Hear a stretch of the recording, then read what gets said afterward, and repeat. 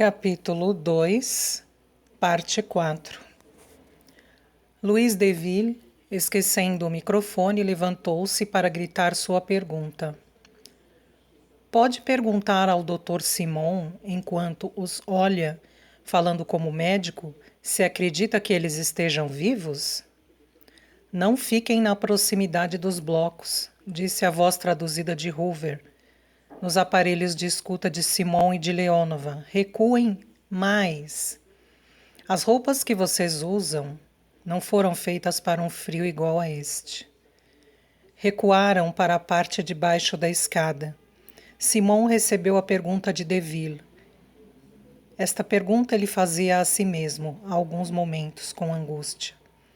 Primeiro, ele não tinha tido dúvida nenhuma. Esta mulher estava viva, não podia estar senão viva. Mas era um desejo, não uma convicção. E agora procurava razões objetivas para acreditar ou duvidar. Informou no seu microfone, falando principalmente para si mesmo. Estavam vivos quando o frio os atingiu. O estado do homem comprova isto. Estendeu seu braço forrado em direção ao sexo oblíquo do homem. Um fenômeno que já havia sido constatado em certos enforcados. Prova uma congestão brutal de fluxo sanguíneo em direção à parte inferior do corpo. Daí vem a lenda da mandrágora, aquela raiz mágica de forma humana, que nascia sob os patíbulos na terra que tinha sido inundada pelo esperma dos enforcados. Pode ser que uma congestão análoga tenha se produzido no processo de um resfriamento rápido. Ela não pode ser produzida senão num corpo ainda com vida.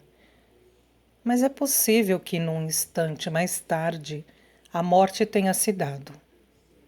E mesmo se esses dois seres estavam num estado de vida que tinha sido parado, mas de vida possível depois da sua congelação, como podemos saber em que estado eles estarão hoje, 900 mil anos depois do seu congelamento? O emissor da sala de conferências, que transmitia diretamente a voz de Simon, traiu nessas últimas palavras a angústia do jovem médico e calou-se.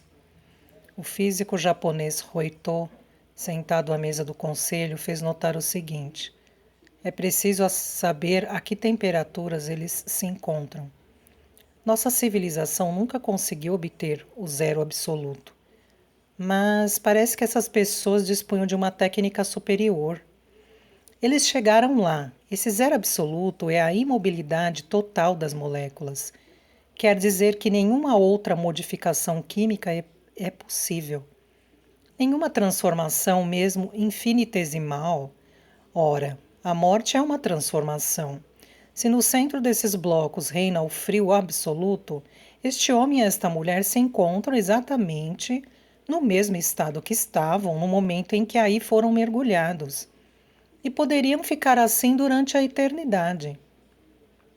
Há uma maneira bem simples de saber se estão vivos ou mortos, disse a voz de Simon no emissor. E como médico, creio que é nosso dever, e é preciso tentar reanimá-los. A emoção no mundo foi considerável. Os jornais gritavam em letras enormes coloridas: acordem-nos, ou então deixem-nos dormir. Segundo a opinião de uns, havia o dever imperioso de tentar chamá-los à vida. Outros opinavam que não se tinha absolutamente o direito de perturbar a paz daqueles que lá repousavam há um tempo inacreditável. A pedido do delegado do Panamá, a Assembleia das Nações Unidas foi convocada para deliberar. Novos macacões espaciais tinham chegado ao 612, mas nenhum era do tamanho de Hoover. Ele teve que mandar fazer um sob medida. Esperando sua chegada, ele assistia impotente e furioso do alto da escada de ouro aos trabalhos de seus colegas, que se locomoviam no ovo com imperícia, as pernas abertas e os braços duros. A umidade da esfera penetrava no ovo e se condensava logo numa neblina, composta de flocos imperceptíveis, Uma geada tinha se formado sobre toda a superfície interna do muro, e uma coberta de neve pulverizada, imóvel como a poeira, cobria o chão. Apesar dos seus macacões, os homens que desciam no ovo podiam ficar aí durante um tempo muito curto, o que tornava difícil a continuação das pesquisas. Tinham podido analisar a matéria transparente que envolvia os que lá jaziam. Era hélio sólido, isto é, um corpo que os físicos nunca tinham conseguido obter, e sobre o qual pensavam até mesmo que teoricamente ele não poderia existir. Isto é, 273,15 graus centígrados abaixo de zero. O nevoeiro gelado que enchia o ovo era a parte o homem e a mulher nus da vista das equipes que trabalhavam aos seus lados. Eles pareciam se esconder atrás dessa tumba, tomar de novo suas distâncias, se afastar no fundo dos tempos, longe dos homens que tinham querido encontrá-los, mas o mundo não os esquecia. Os paleontólogos esbravejavam. O que haviam encontrado no polo não podia ser verdade. Ou então, os laboratórios que haviam feito as medidas das datas tinham se enganado. Tinham examinado a lama fundida das ruínas, os restos de ouro e a poeira da esfera. Através de todos os métodos conhecidos, tinham determinado a sua antiguidade. Mais de 100 laboratórios de todos os continentes tinham feito cada um mais de 100 medidas, chegando a mais de 10.000 resultados concordantes, que confirmavam os 900.000 anos aproximativos de antiguidade da descoberta subglacial. Esta unanimidade não incluía a convicção dos paleontólogos, pois estes gritavam que era uma fraude, um erro, uma distorção da verdade. Para eles não havia dúvida. Menos de 900.000 anos era mais ou menos o começo do Pleistoceno. Nesta época, tudo o que podia existir de espécie de homens era a Australopiteca, ou seja, uma espécie de primata minável, junto do qual um chimpanzé teria feito a figura de um ilustre civilizado. Estas instalações e esses indivíduos que haviam sido encontrados sob o gelo ou bem eram falsas ou bem mais recentes, ou então vinham de outro lugar. Aquilo não podia ser verdade. Era impossível. Respostas dos transeuntes interrogados à saída do metrô. Em Saint-Germain-en-Laye, o repórter da TV. O senhor acha que é verdade ou não o que foi encontrado? Um senhor bem vestido. O que é que não é verdade?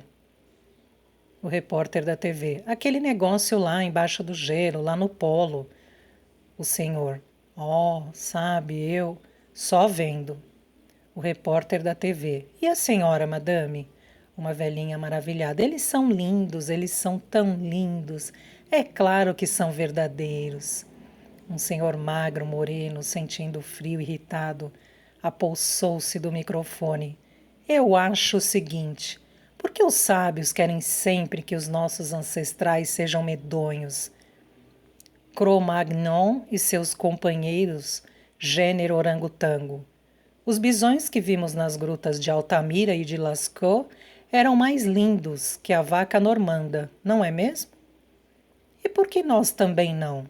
Na ONU, a Assembleia desinteressou-se subitamente dos dois seres, cuja sorte havia motivado sua convocação. O delegado do Paquistão acabara de subir à tribuna e fizeram uma declaração sensacional. Os técnicos do seu país tinham calculado qual deveria ser a quantidade de ouro constituída pela esfera, seu pedestal e suas instalações internas. Tinham chegado a uma cifra fantástica. Havia lá embaixo do gelo perto de 200.000 toneladas de ouro. Significava uma soma de ouro maior do que a contida em todas as reservas nacionais, em todos os bancos particulares e em todos os haveres individuais e clandestinos, mais que todo o ouro do mundo. Por que haviam escondido esta verdade da opinião? que preparavam as grandes potências? Será que tinham feito um acordo para dividir entre si esta riqueza fabulosa, como já dividiam todas as outras? Esse volume de ouro era o fim da miséria para a metade da humanidade que sofria ainda de fome e que tinha necessidade de tudo. As nações pobres, as nações esfomeadas, exigiam que esse ouro fosse tirado, dividido, repartido entre elas, proporcionalmente ao número da sua população. Os negros, os amarelos, os verdes, os cinzentos e alguns brancos juntaram-se e aplaudiram freneticamente o paquistanês. As nações pobres formavam na ONU uma grande maioria, que a habilidade e direito de veto das grandes potências controlava com uma dificuldade sempre crescente. O delegado dos Estados Unidos pediu e obteve a palavra. Era um homem alto e magro que, com um ar cansado, carregava a hereditariedade de uma das famílias mais distintas e antigas de Massachusetts. Numa voz sem paixões um pouco velada, declarou que compreendia a emoção do seu colega, que os técnicos dos Estados Unidos tinham chegado às mesmas conclusões que aqueles do Paquistão, e que ele se apressava justamente a fazer uma declaração a esse respeito. Mas, acrescentou, outros técnicos, examinando as amostras do ouro do polo, tinham chegado a uma outra conclusão. Este ouro não era um ouro natural, era um metal sintético, fabricado por um processo do qual eles não podiam fazer a menor ideia. Os físicos atômicos esclareceram: fabricam um ouro artificial através da transmutação dos átomos. Mas somente em pequena quantidade, e é um preço que o torna proibitivo. O verdadeiro tesouro escondido sobre o gelo não era que tal ou qual quantidade de ouro fosse considerável, mas sim os conhecimentos encerrados no cérebro daquele homem ou daquela mulher, ou talvez dos dois. Quer dizer, não somente o segredo da fabricação do ouro, do zero absoluto, do modo perpétuo, mas sem dúvida uma quantidade de outras coisas ainda bem mais importantes. O que encontramos no ponto 612, prosseguiu o orador, na verdade permite supor que uma civilização muito adiantada, sentindo-se ameaçada por um cataclismo que ameaçava destruí-la inteiramente, colocou num abrigo, com luxo de precauções que talvez tenham esgotado todas as suas riquezas, um homem e uma mulher suscetíveis de fazer renascer a vida depois da passagem do flagelo. Não é lógico pensar que este casal tenha sido escolhido unicamente por suas qualidades físicas. Um ou outro, ou os dois, devem possuir bastante ciência para fazer renascer uma civilização equivalente àquela da qual eles faziam parte. É esta ciência que o mundo de hoje deve sonhar em dividir, antes de qualquer outra coisa. É por isso que é preciso que se reanimem aqueles que a possuem e dar-lhes um lugar entre nós. Se eles ainda estiverem vivos, disse o delegado chinês. O delegado americano fez um gesto ligeiro com a mão esquerda e esboçou um sorriso que revelava certo desprezo. É claro. Olhou toda a assembleia com ar ausente e aborrecido e prosseguiu. A Universidade de Colômbia está perfeitamente equipada em matéria de sábios e aparelhos para realizar essa reanimação. Os Estados Unidos se propõem, então, com o vosso acordo, ir buscar no ponto 612 o homem e a mulher dentro dos seus blocos de gelo, transportá-los com todas as precauções necessárias e no menor tempo possível até os laboratórios de Colômbia. Lá, então, serão despertados do longo sono e acolhidos em nome de toda a humanidade. O delegado russo levantou-se sorridente e disse que não duvidava da boa vontade americana, nem da competência dos seus sábios, mas a União Soviética possuía igualmente em Akademgorodok os técnicos, os teóricos e a aparelhagem necessários. Ela podia também encarregar-se da operação de reanimação. Mas não se tratava nesse momento, capital do futuro da humanidade, de fazer a grande pesquisa científica e de disputar um jogo que pertencia a todos os povos do mundo. A União Soviética propunha então dividir o casal, ela se encarregaria de um dos dois indivíduos e os Estados Unidos se ocupariam do outro. O delegado paquistanês explodiu. O complô das grandes potências estourava à luz do dia. Desde o primeiro momento, elas tinham decidido atribuir a si mesmas o tesouro dos 612, fosse um tesouro monetário ou um tesouro científico. E dividindo entre elas o segredo do passado, dividiam a supremacia do futuro, como já possuíam a do presente. As nações que adquirissem o monopólio dos conhecimentos submersos sob o ponto 612 possuiriam um domínio total e absoluto do mundo. Nenhum outro país poderia jamais esperar se subtrair à sua hegemonia. As nações pobres deveriam se opor com todas as suas forças à realização desse abominável ensejo, nem que para isso os dois seres vindos do passado tivessem que ficar para sempre dentro da sua carapaça de hélio. O delegado francês, que tinha ido telefonar a seu governo, pediu por sua vez a palavra. Fez pacificamente notar que o ponto 612 encontrava-se no interior de uma fatia do continente antártico, atribuído à França, isto é, território francês. E daí, tudo o que pudesse vir a ser descoberto era propriedade francesa. Formou-se uma enorme confusão. Delegados de grandes e pequenas nações encontravam-se desta vez de acordo para protestar, ironizar ou simplesmente fazer uma cara divertida, segundo o seu grau de civilização. O delegado francês sorriu e fez um gesto pacificador. Quando a calma voltou, declarou que a França, diante do interesse universal da descoberta, renunciava aos seus direitos nacionais. E mesmo aos direitos de inventor, entre aspas, e depunha tudo o que tinha sido encontrado e tudo o que ainda poderia ser encontrado no ponto 612, sobre o altar das Nações Unidas. Agora eram aplausos polidos que o seu gesto se esforçava para fazer cessar, mas sem comungar dos temores do Paquistão, a França pensava que era necessário tudo fazer para impedi-los de se tornarem justificados, por menores que fossem. Não havia senão a Columbia e a Akademgorodok, que tinham equipes de reanimação. Podiam-se encontrar especialistas eminentes na Iugoslávia, na Holanda, nas Índias, sem falar da Universidade Árabe e da equipe muito competente do Dr. Lebeau, do Hospital de Vaugirard, em Paris. A França não afastava as equipes russas e americanas. Pedia somente que a escolha fosse feita pela Assembleia inteira e sancionada por um voto. O delegado americano riu-se logo dessa proposta.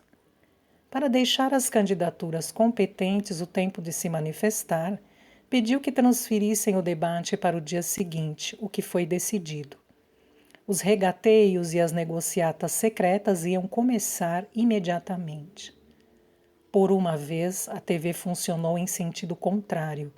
O satélite trio de alto do éter enviou para a antena do EPI-1 as imagens da ONU. Na sala de conferências, os sábios que não tinham se ocupado de suas missões mais urgentes tinham seguido os debates em companhia dos jornalistas. Quando tudo terminou, Hoover, com um gesto do seu polegar, apagou a tela e olhou seus colegas fazendo uma careta. Creio, disse ele, que nós também teremos que deliberar. Pediu aos jornalistas que tivessem a fineza de se retirar e lançou pelos aparelhos emissores um apelo geral a todos os sábios, técnicos, operários e trabalhadores da expedição para uma reunião imediata.